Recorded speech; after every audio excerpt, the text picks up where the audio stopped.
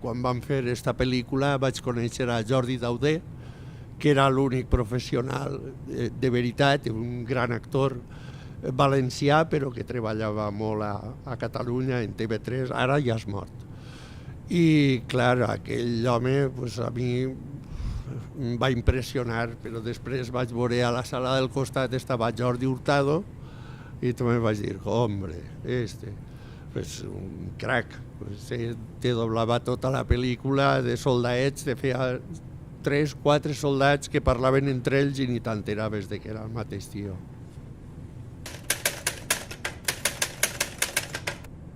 El Son Goku va ser un plaer fer-lo, perquè al final ja eren tants capítols que ja el ves obrir la boca i te ves a tu, en compte d'ell, ja parlaves en ell.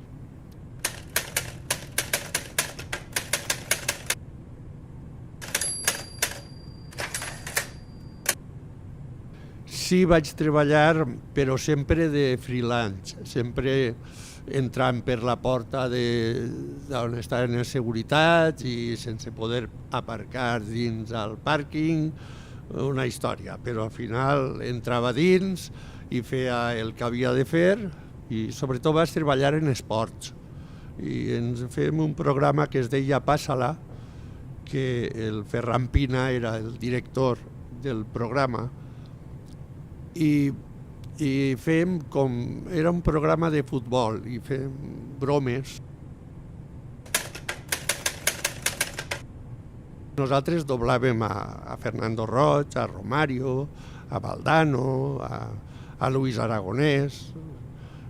Agafàvem la imatge d'ells, d'una roda de premsa o de qualsevol imatge que n'hi havia en arxiu en la televisió i ficàvem la veu damunt, ens inventàvem, fèiem el guió com si fos una pel·lícula i, clar, feia molta risa perquè els fèiem fer de tot, cantar, de tot.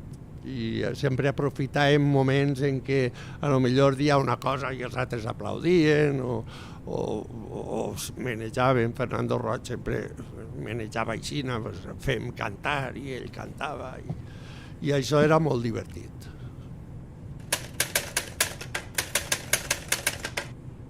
Van revertir el 75% que n'hi havia en valencià i 25% en castellà, el van revertir a 25% en valencià, 75% en castellà. I recorde que hi havia programes que constaven com a valencià. Hi havia un programa que feien a la 1 de la nit o a les 12 de la nit que consistia en un tren que anava per la via i portava una càmera davant i anava gravant la via.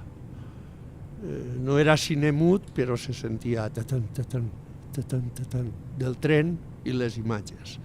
Això era producció en valencià.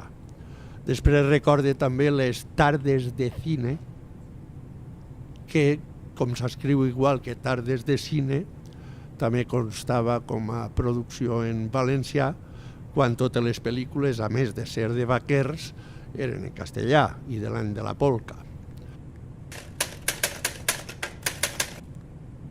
Ells exigien que invertírem en màquines, fent homologacions i en canvi estudis que s'havien gastat els diners en comprar màquines, en reforçar-se, pues...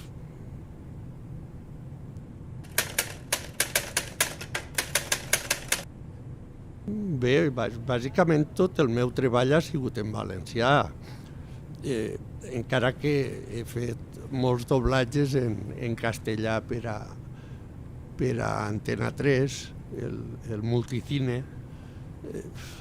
però clar, són telemovies i les telemovies van a preu de saldo, per això venen a València.